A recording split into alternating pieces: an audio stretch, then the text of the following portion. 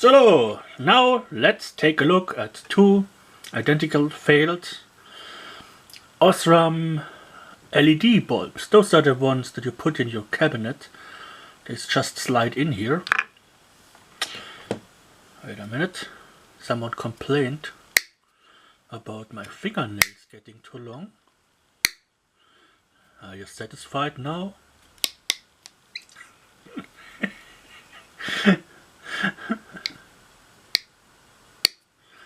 Nice and smooth, baby. Yeah, opening them up is a bit of an act of violence, so we need good old pliosaurus here. Just wedge them in here and let them have a good bite. That's all it needs. They are glued in, and a bit of flexing them makes them pop right off. As you can see, I've already opened one. And construction wise, I see something that I really hate. They appear to be completely potted in resin. Let's get the old electrical screwdriver in and see. Oh, it's squishy. It's squishy silicone. So we might be able to, yeah, we are able to just press it out, just like this. Yuck. And right off the bat I can tell you, I think I found the failure here. This LED has blown up, gone open circuit. The other one seemed fine. This one does not show a failure like this. It might be a bit of a more intricate job. Yeah. Let's put the multimeter into continuity mode. That's the mode where it beeps, and start probing those LEDs. Sometimes you can get onto them very easily and see if it shows any light or flowing power. But that's not a guarantee for them working or not working, because sometimes it's hard to really get onto those pads. Let's check the second one.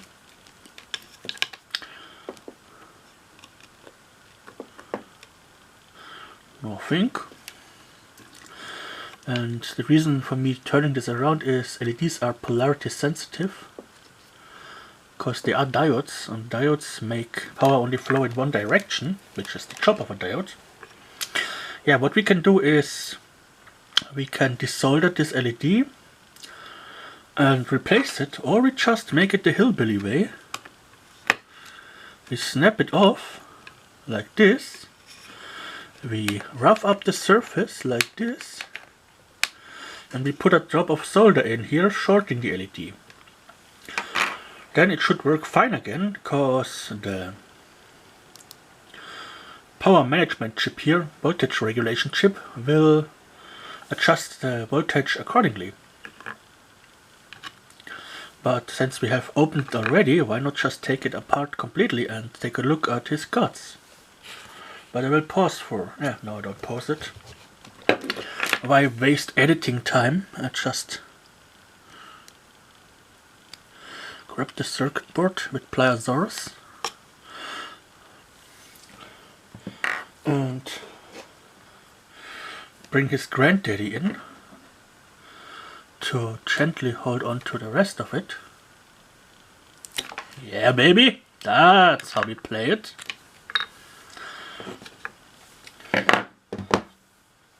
And now we have a little capsule left that you can repurpose for something. It's also a neat little project thing, like put wires in here and the LED or whatever, a little sensor or something. Yeah, but now we can explore this a bit closer. Okay, we see a capacitor, another little looks like a fusible resistor, We have to check that anyhow. Yeah. Let me get a bit of a kitchen towel in here, so I don't have this squishy wishy semi-soft silicone over here. Yeah, let's see.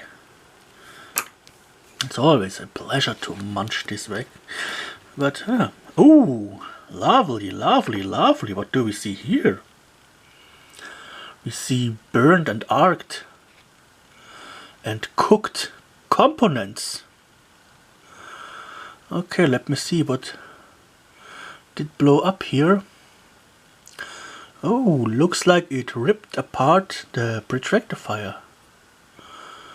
We have more damage than usual. I love that. Seems like someone has plugged those 12-volt lights into mains. That happens. Let's look at the other side. We might not be able to repair them, but at least I can look at them. One real downside of those silicone ported things is obviously heat dissipation. If you put it all into a gel, it usually gets very hot.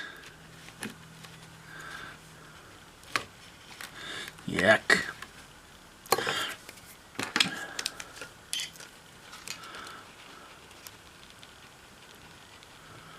Yeah, we do have a working fusible resistor, so it has not fused. That is good. But now let me give you here a bit of a... Let the camera adjust to it. Yeah, you can see the square part in the front. The bridge rectifier has lost its lid apparently, or is this? Something has come loose here. Yeah, it looks like whatever. Oh yeah, that's not the bridge rectifier who failed. It is here. It apparently got so hot that it removed this capacitor. Yeah, that's why you don't put stuff in resin if you don't have proper heat dissipation.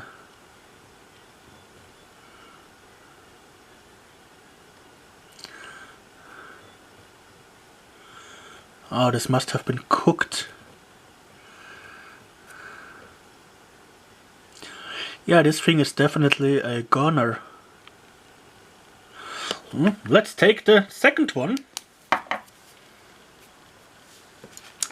Wherever it is hiding. Ah, there it is. Come on, pleasures. Take a bite.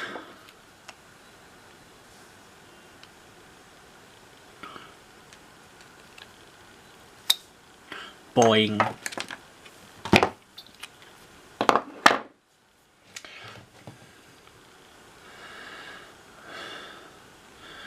Yeah, this does not show a visible damage to the LEDs, so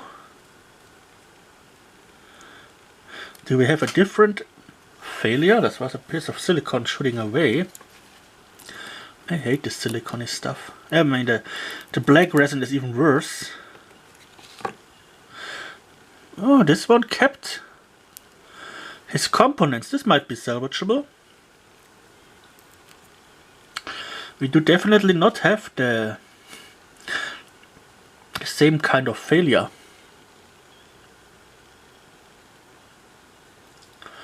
I mean, here, the chip here is missing. It got so hot that it came off the board. We don't see any burn marks on this one.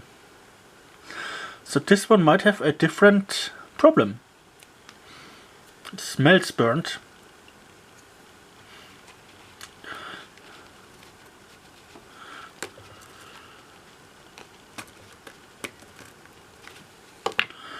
Yeah, did I say that I hate this silicone munch punch?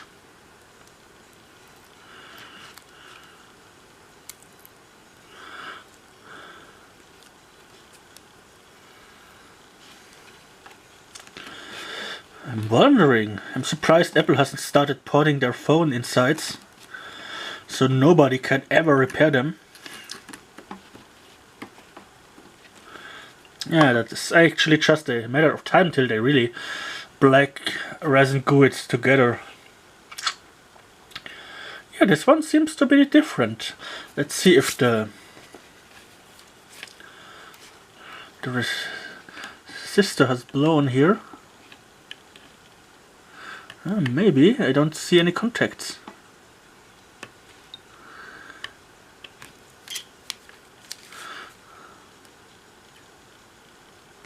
No, it's working.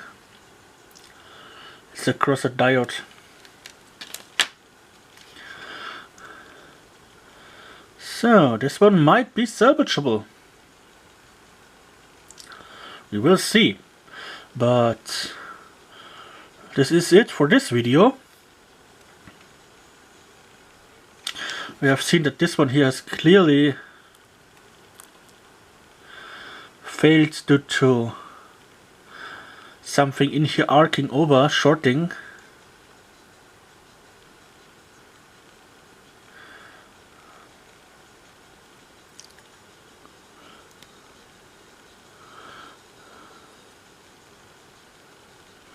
Yep.